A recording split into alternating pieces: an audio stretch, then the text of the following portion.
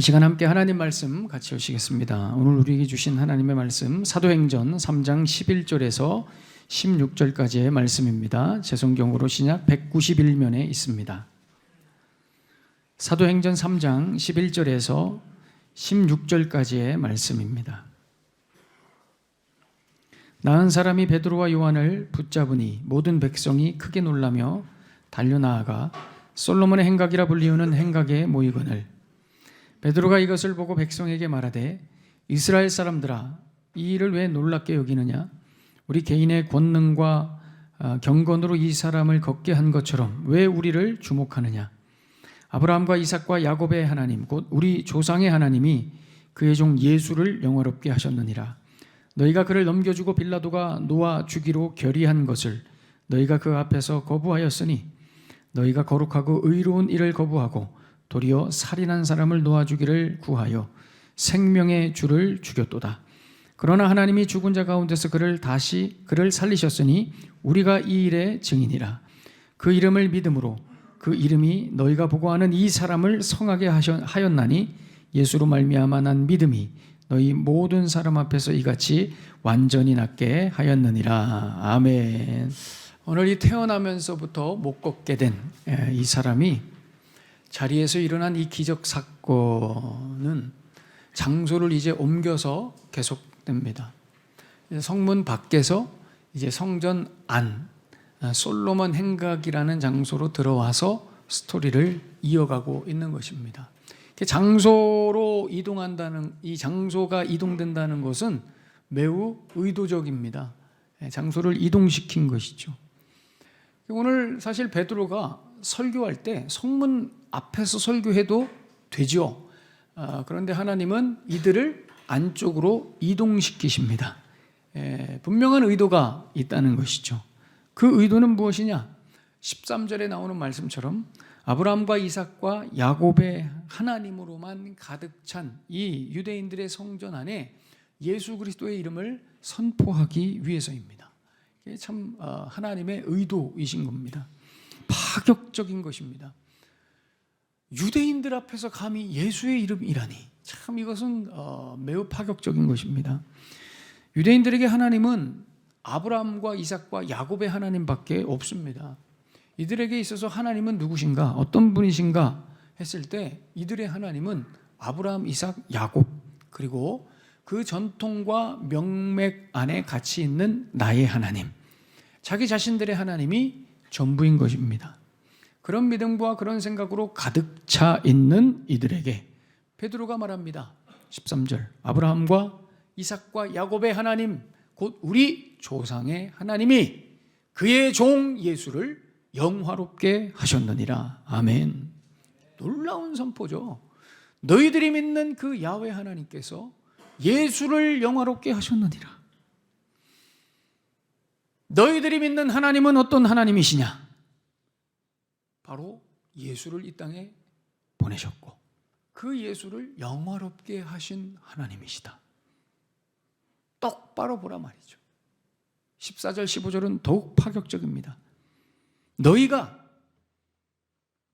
믿는 그 하나님이 보내신 예수를 너희 손으로 죽였으나 너희가 믿는 그 하나님이 그 예수를 다시 살리셨다. 야, 이런 놀라운 선포를 야훼 신앙을 외치는 그 한복판에서 이야기한 거예요. 놀랍죠. 베드로는 자연스럽게 마치 미리 준비라도 한 것처럼 사람들의 주의를 그 기적에서 예수님께로 옮겨주고 있는 것입니다. 그리고 12절에 이렇게 말씀하죠. 왜 이 일을 놀랍게 여기느냐 하는 거예요. 마치 우리 개인의 능력과 경건으로 이 안진뱅이를 일으키게 한 것처럼 왜 우리를 주목하느냐 하는 거예요. 아니, 우리가 한 게 아닌, 내가 한 게 아닌데 왜 나를 주목하고 오늘 본문 11절에 보시면 나은 사람이 베드로와 요한의 손을 붙잡은 거예요. 왜 우리를 붙잡고 있느냐 말이에요. 왜 우리를 주목하느냐 말이에요. 우리가 한 게 아닌데.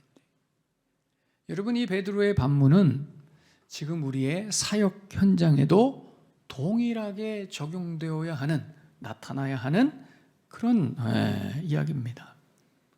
내가 귀신을 내어 쫓았습니까? 내가 이 사람을 고쳤습니까? 왜 나를 주목하십니까? 이런 고백이 나와야죠. 내가 이 교회를 이렇게 부흥시켰습니까? 내가 이 성도들을 이렇게 많아지게 했습니까? 왜 나를 쳐다봅니까? 왜 나에게 주목하십니까? 내가 저 사람을 변화시켰나요? 왜 나를 축혀 세웁니까? 내가 이 교회를 세웠습니까? 내 헌신과 노력으로 이 교회가 세워졌습니까? 왜 나를 칭찬하십니까? 우리 모두가 다 이렇게 되어야 한다는 것이죠. 여러분, 오늘 베드로가 겸손을 떠는 것일까요? 베드로가 오늘 겸손을 떠는 거예요? 아닙니다, 여러분. 이것은 겸손이 아니라 사실을 말하고 있는 거예요. 사실이지 겸손이 아닌 겁니다. 겸손이라는 것은 그 일을 그 사람이 했을 때 겸손이라는 것이 성립되는 겁니다. 실제로 그 일을 했을 때 겸손이 성립되는 건데, 그 일을 하지 않았는데도 제가 안 했습니다라고 하는 것은 겸손이 아니라 이게 사실인 것이죠. 그잖아요. 여러분, 주의 일은요, 그래서 기본적으로 겸손이라는 것이 성립되지 않습니다. 교만은 더더욱 말이 안 되는 것입니다. 왜냐? 자기가 실제로 하지 않았잖아요. 우리가 한 게 아닙니다, 여러분. 내가 한 게 아닙니다. 내가 한 게 아니에요. 자기가 실제로 하지 않았는데 겸손하게 자기가 하지 않았대요. 이게 이상한 겁니다. 그죠? 더 나아가 자기가 하지도 않았는데 자기가 했다고 교만하게 말하는 것은 더 이상한 것입니다. 겸손이라는 것은 사실 성립되지 않아요. 한 게 없습니다. 뭘 하셨습니까? 한 게 없어요, 여러분. 우리가. 목사님 섭섭합니다. 섭섭할 때부터 신앙이 떨어지는 겁니다, 여러분. 모든 섭섭병은 물러갈지어다. 아멘. 여러분, 교회가 내리막길을 가는 게 섭섭해서 내리막길. 밑도 끝도 없이 섭섭합니다. 이 섭섭한 병입니다, 병. 나를 알아주지 않는구만. 이런 참. 여러분, 예수님을 믿고 나서 하는 모든 일과 사역은 내가 한 게 아닙니다. 내가 했다 그 생각이 드는 순간부터 예수님이 사라집니다. 그래도 내가 한 거지. 내가 한 거 아닌가? 여러분, 이 생각이 드는 순간부터 그거는 하나님 나라 사역이 아니라 내가 내 재주로 비즈니스 한 거고요, 여가 생활한 거고, 취미 생활, 종교 생활한 거지 하나님 나라를 위한 사역이 아니라는 거예요. 그래서 여러분, 내가 했다 생각하면 우리의 마음속에 반드시 온통 가득 차는 게 뭐냐면 보상심리입니다. 보상심리. 보상심리가 교회를 병들게 하고 우리의 믿음을 병들게 합니다. 내가 이만큼 했으니까 나는 이 정도 누려도 된다 생각하는 겁니다.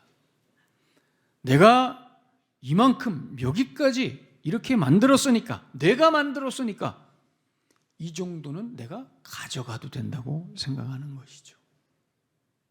오늘 내가 이 피 같은 시간을, 피 같은 나의 에너지를 들여서 오늘 예배 자리에 참여했으니까 뭐 이 정도면 내가 할 일 어느 정도 한 거니 나머지 일주일은 내 마음대로 살자.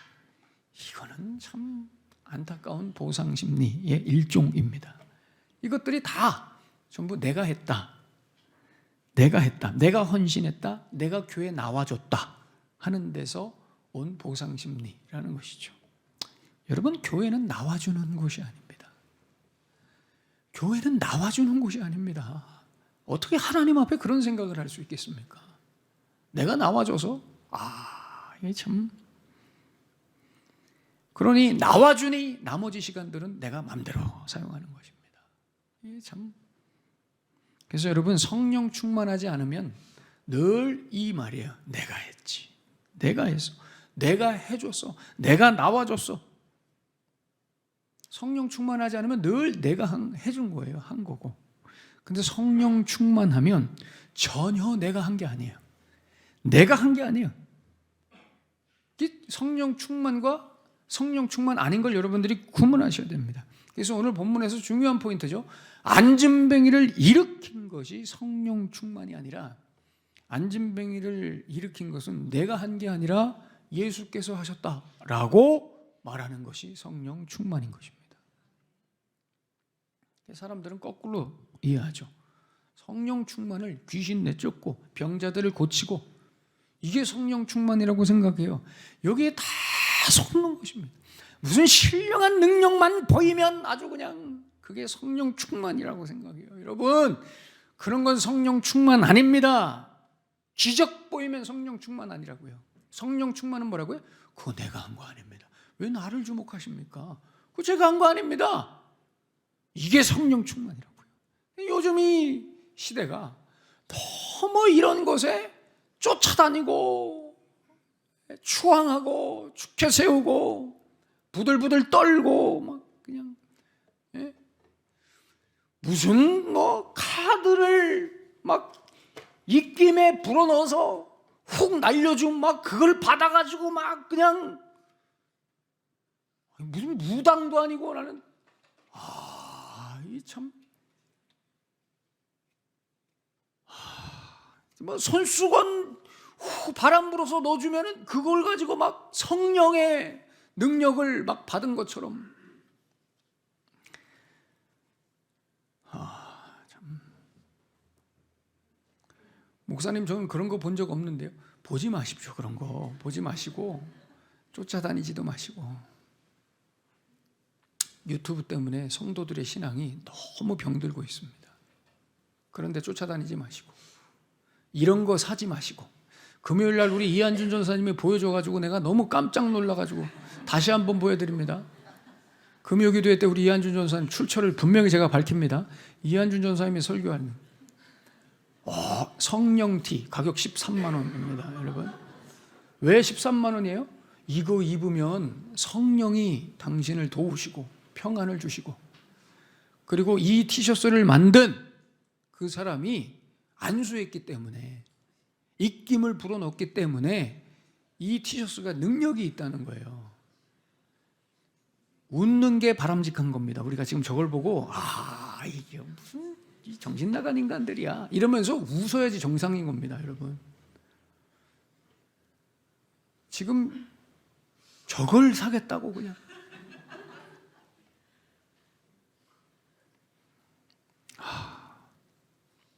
너무 슬퍼요. 저는. 여러분, 뭐가 성령 충만입니까? 뭐가 성령 충만이야? 제발. 저는 예전에 그런 소리도 들었습니다. 여러분들에게는 좀 낯설 수 있지만 어떤 분이 저에게 그랬어요. 목사님은 신유의 은사가 있는 것 같아요. 저한테. 왜요? 아니, 목사님이 기도해 주셨는데 제가 나았어요. 그래서 제가 그랬어요. 아닐 거예요.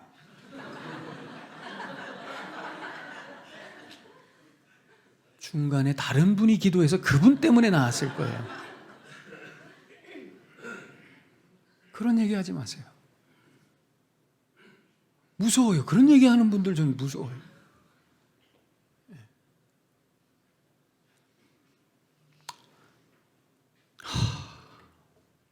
여러분, 저를 위해서 기도해 주십시오. 설교 시간에 해야 될 말은 아닌데 제가 지쳐요. 자꾸 이런 거에. 이 시대가 예수님은 보지 않고 다 보고 싶은 게 있어요. 각자가 쫓고 싶은 게 있어요. 그게 너무 슬프고 지쳐요.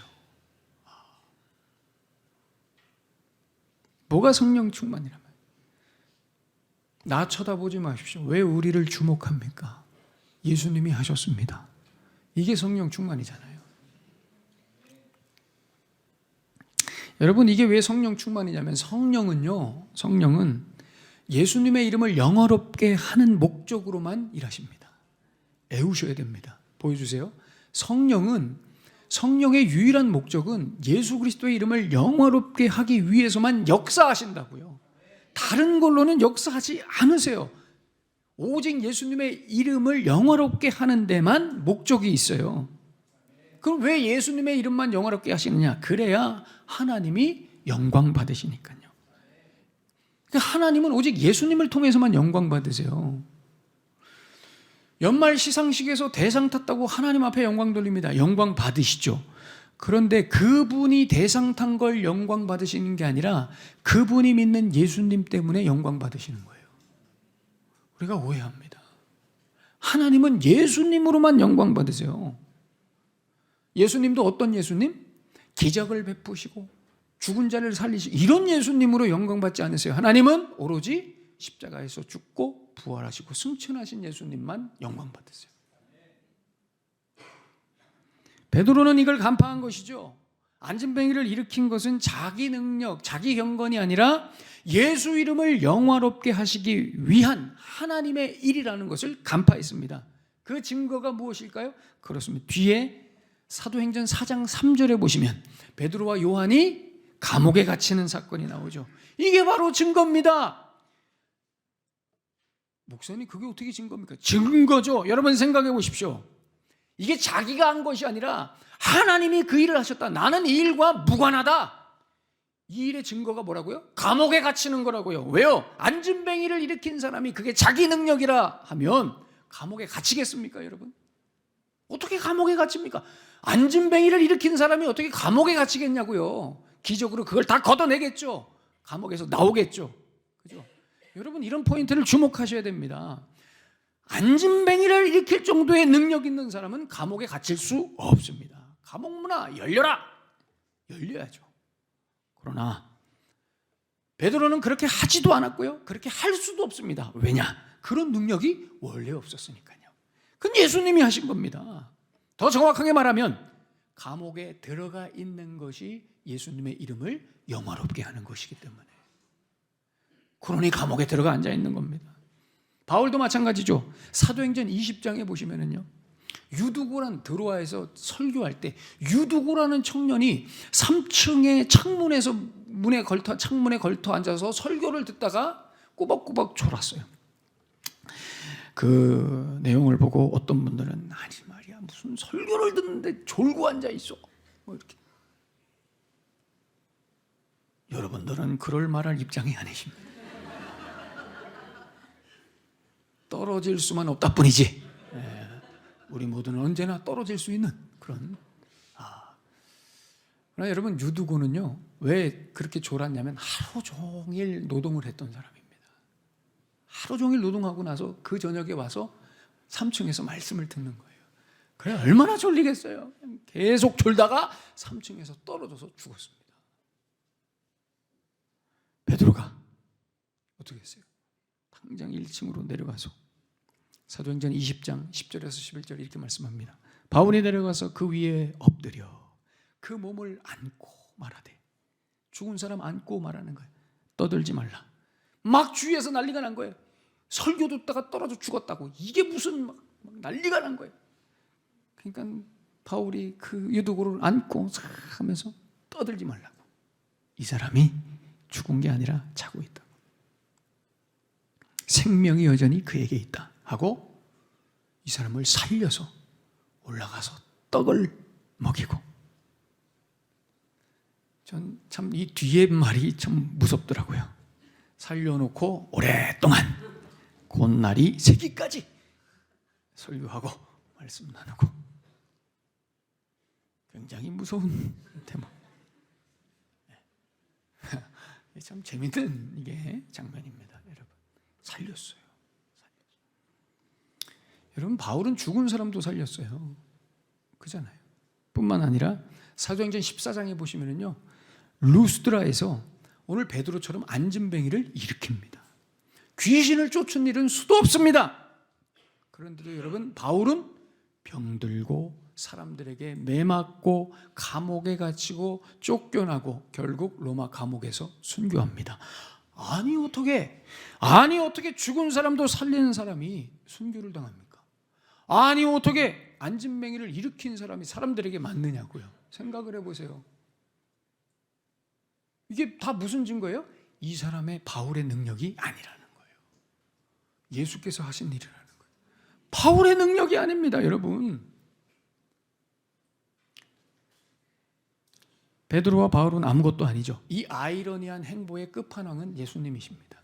그잖아요. 우리 예수님은 3년 내내 기적을 행하셨어요.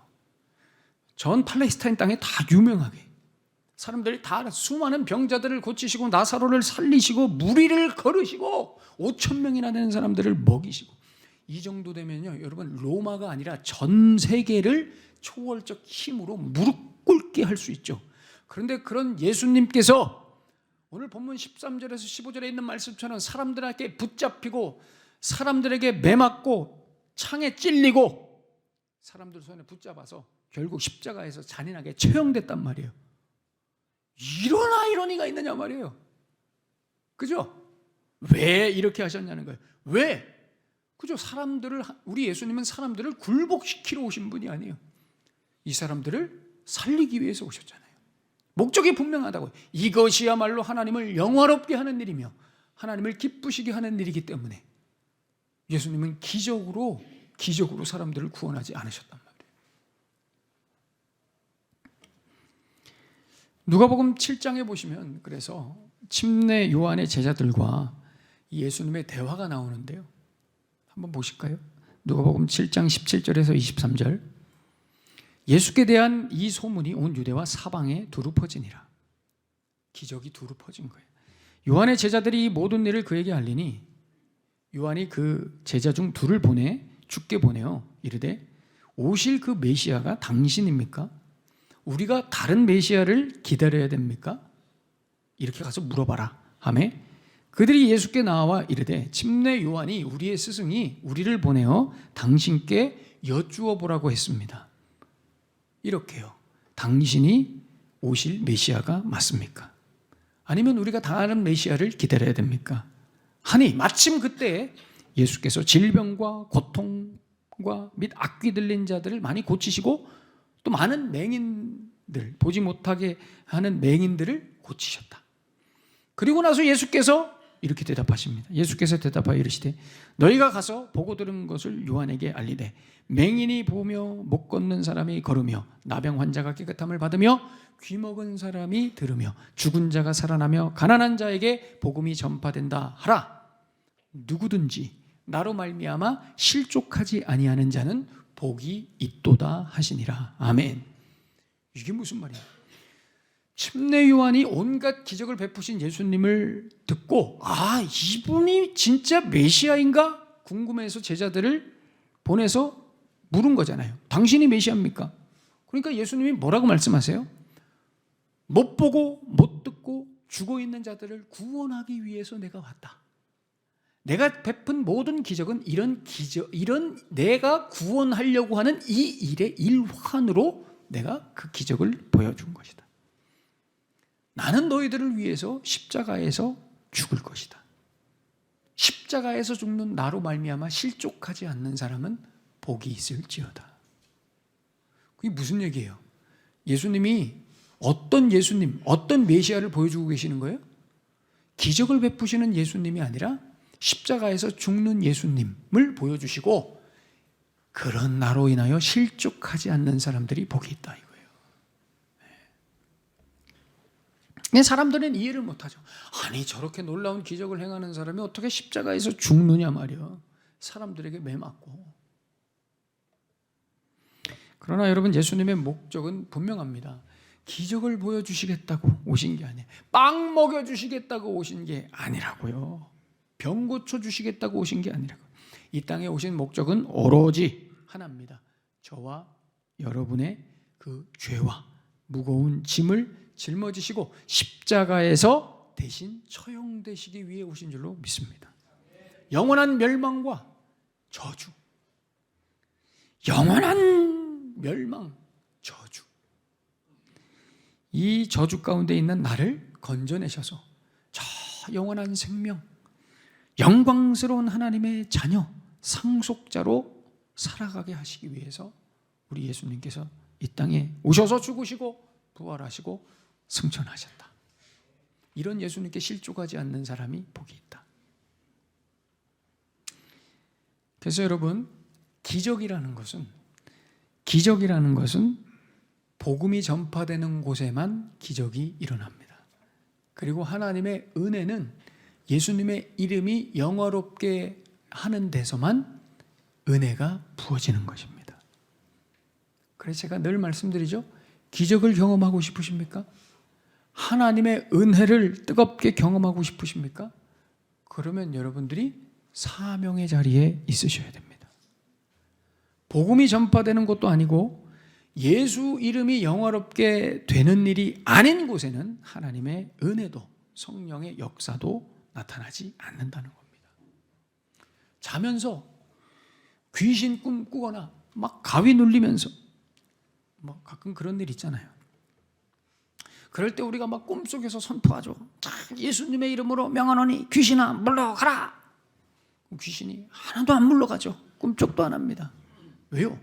그 자리는 복음 전파의 자리가 아니기 때문에, 그 자리는 예수님의 이름이 영화롭게 되는 자리가 아니기 때문에 귀신은 안 물러가는 것입니다. 그냥 나를 위해 예수님의 이름을 이용할 뿐이니까 귀신이 웃고 있는 것입니다. 그러니까 참 여러분 생각해 보세요. 우리가 하나님 앞에 그렇게 구하고 또 구하고 구해도 안 들어주시죠. 왜 안 들어주세요? 그것이 복음이 증거되는 것과 예수님의 이름이 영화롭게 되는 것 아무 상관이 없기 때문에 그렇습니다. 고린도후서 12장에 보시면 바울이 본인의 육체의 가시를 좀 해결해 달라고 간구하죠. 아마도 고질적인 어떤 치명적인 질병이었던 것으로 보입니다. 그러니까 바울이 하나님 앞에 기도해. 바울도 기도 응답이 안 되는 거예요. 하나님 제발 고쳐주십시오. 고린도후서 12장 8절에 이것이 내게서 떠나가게 하기 위하여 내가 3번 주께 간구했다. 여러분 여기서 3번은 3 times 그냥 3번 했다는 게 아닙니다. many times예요. 그냥 엄청 많이 했다는 겁니다. 엄청 많이 간구했는데도 하나님이 안 고쳐주시고 하나님의 응답이 뭐예요? 9절 12장 9절에 내 은혜가 너에게 족하도다. 참 이게 무슨 말인가? 이게 네 몸이 고쳐지는 것은 복음이 전파되고 예수 이름이 영화롭게 되는 거하고는 아무 상관없다 이겁니다. 오히려 네가 아프고 연약하고 그런 핸디캡을 가지고 있는 것 자체가 사명을 위해서 더 필요하며 예수 그리스도의 이름을 의지하게 되니 예수 이름이 영화롭게 되니 유익이다. 그러니 그 병은 죽을 때까지 있을 것이다. 아멘. 아멘 해야 됩니다, 여러분. 아멘 해야 됩니다. 그래서 바울이 이렇게 고백합니다. 9절 후반부에 이는 내 능력이 약한 데서 온전하여짐이라 하신지라. 그러므로 도리어 크게 기뻐함으로 나의 여러 약한 것들에 대하여 자랑하리니. 나의 이 약함을 자랑한단 말이에요. 이는 그리스도의 능력이 내게 머물게 하려 합니다. 우리는 언제나 여기까지 갈 수 있을까? 우리는 언제 여기까지 갈 수 있을까? 여러분 기억하셔야 됩니다. 우리의 삶에 나타나는 모든 하나님의 은혜와 기적은 영혼이 구원받는 일, 복음이 전파되는 현장, 예수가 영화롭게 되는 그 현장에서만 일어납니다. 은혜 받고 싶다고요? 나가서 전도해 보십시오. 건빵 들고 버스 정류장 나가 보십시오. 은혜가 철철 넘칩니다. 이 두려움과 이 떨림과 건빵을 안 받아주면 어떡하지? 막 두려움과 떨림. 예수를 위해서 우리가 그 두려운 마음을, 그 떨리는 마음을 하나님 도와주십시오. 내가 이 사명을 감당합니다. 도와주십시오. 어떻게 은혜를 안 주시겠습니까? 어떻게 기적이 나타나지 않습니까?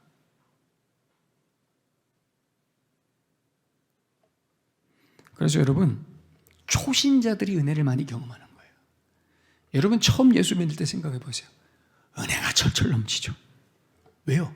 그때 처음 믿을 때 은혜가 넘쳐. 놀라운 일들이 막 예수님이 막 그냥 내 안에 충만해. 가슴이 막 벌렁벌렁거리죠. 막 예수님 때문에 처음 예수 믿을 때 생각해 보세요. 복음이 내 안에 들어오는 순간이니까요. 은혜가 그냥 막 줄줄 흘러 넘치. 그냥 근데 시간이 좀 지나면 어때요? 시간이 지나면 이번 주가 다음 주인가 다음 주가 이번 주인가 그주가 그주 같고 맨날 똑같은 얘기 목사님하고 귀에 하나도 안 들리고 오늘도 나는 여기 왜 앉아있지 막 이러면서 점점 시간이 가면 갈수록 은혜가 떨어지죠. 그리고 삶의 놀라운 일들도 사라집니다. 왜냐? 내가 처음 예수 믿을 때 그 예수가 내 안에 충만했는데 그 다음에는 반드시 사명의 자리로 나아가서 그 예수의 이름을 붙들어야 되는데 그걸 하지 않는 거예요. 그러니 은혜가 없는 거예요. 예수의 이름을 영어롭게 하는 자리에 있지 않으니 은혜가 없는 거예요. 기적도 없는 거예요. 놀라운 일도 일어나지 않는 거예요. 지금 선교지 가보십시오, 여러분. 죽은 사람이 살아납니다. 병든 자가 고쳐집니다. 예수를 위해 고난받는 사역의 현장에 있어 보십시오. 별일이 다 일어나죠. 은혜가 충만합니다. 하나님의 일하심을 보죠. 스펙타클한 일들이 일어납니다. 그래서 가만히 보면은요, 여러분, 대체적으로 우리가 경험하는 이 하나님의 특별한 역사, 하나님의 임재를 우리가 보통 언제 경험하느냐? 두 가지 경험입니다. 첫 번째, 사명으로 살 때 우리가 경험하고요. 하나님의 놀라운 임재의 역사를 사명으로 살 때 경험하고, 또 하나는 사명으로 살지 않아서 하나님 앞에 후드러 맞을 때 특별한 하나님의 역사를 경험합니다.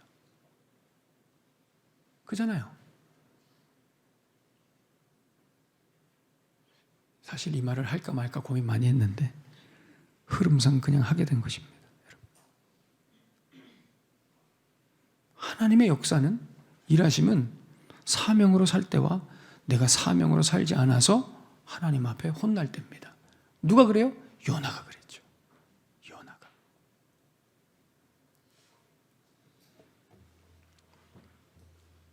예수 이름을 망각하며 그저 쾌락과 육신을 위해서 살 때 하나님이 특별히 때리시는 은혜를 주시죠.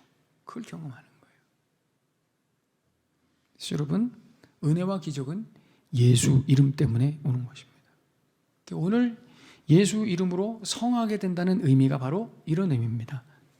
무조건 예수 이름 부르면 낫는다, 이게 아니라 이 사람이 낳은 목적도 이유도 근거도 오로지 예수 이름을 영화롭게 하기 위해서다라는 차원에서 예수 이름으로만 성하게 된다는 의미입니다. 사랑하는 여러분, 예수님을 위해 살아보십시오. 사명으로 살아보십시오. 기적이 일어납니다. 하루하루가 스펙타클합니다. 버라이어티하죠. 물 붓듯이 부어주시는 주의 은혜를 경험하게 될 줄로 믿습니다. 뭐든 괜찮습니다. 작은 사명이든 큰 사명이든 관계없습니다. 사명은 다 똑같습니다. 오늘 지금 내가 예수님을 위해 할 수 있는 그 일을 하면 됩니다. 하지 않더라도 부담이라도 가지십시오. 생각이라도 하셔야 됩니다. 그러라고 나를 부르시고 하나님의 자녀 되게 해주신 줄로 믿습니다. 기적을 경험하고 싶으십니까? 은혜 충만한 삶을 살고 싶으십니까? 사명의 자리로 나아가십시오. 예수를 위해 살아보십시오. 하나님께서 이번 주에도 우리에게 기회를 주십니다. 이번 주에도 그냥 살지 마십시오.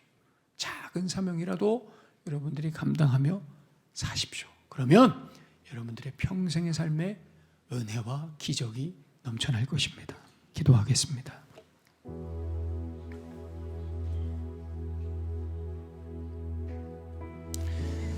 어쩌면 사람들은 헛된 기적과 맹목적 은혜를 구하는지도 모르겠어요. 그 맹목적 은혜라는 것은 결국 나를 위한 것이죠. 그러나 성경은 우리에게 분명히 말합니다. 복음이 전파되는 것과 예수님의 이름이 영화롭게 되는 곳에만 은혜가 머물고요, 기적이 일어납니다. 내가 요즘 은혜를 경험하고 살지 못한다는 것은 사명의 자리를 떠나 있다는 것입니다. 사명이 없으면 고난도 없고 은혜도 없습니다. 아무것도 안 하면 좋을 것 같죠? 신앙은 그렇지 않습니다. 아무것도 안 하면 아무것도 경험하지 못합니다. 베드로의 의도가 오늘 이것이죠. 하나님이 하셨다. 우리가 한 게 아니다. 예수의 이름을 영화롭게 하시기 위해서 이런 기적도 나타난 것이다. 그렇게 살아라.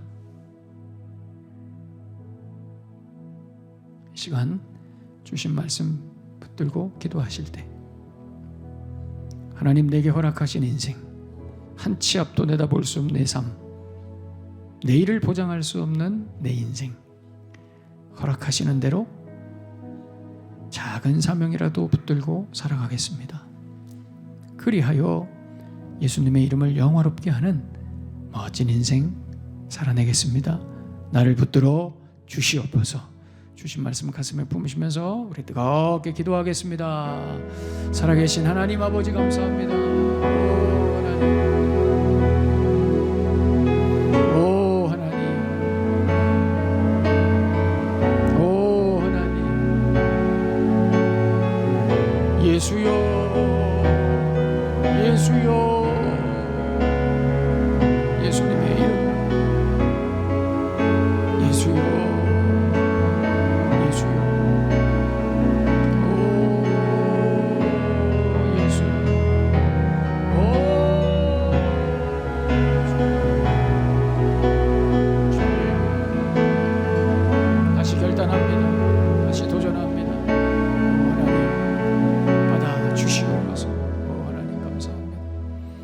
하나님 오늘도 말씀으로 통하여 우리가 다시 도전합니다. 용기 주시고 믿음 주셔서 오늘 주신 말씀 가슴에 품고 내일부터 시작되는 우리의 일상에서 예수 이름을 영화롭게 하는 사명의 삶 다 되게 하여 주시옵소서. 예수님의 이름이 전파되는 그곳에만 은혜가 있고 기적이 있습니다. 내가 예수를 위해 살아가려고 노력할 때만 하나님이 은혜를 주십니다. 그러라고 우리를 신자로 부르신 줄로 믿습니다. 사명으로 사는 인생들 되게 하여 주시옵소서. 예수님의 이름으로 축복하며 기도하옵나이다. 아멘.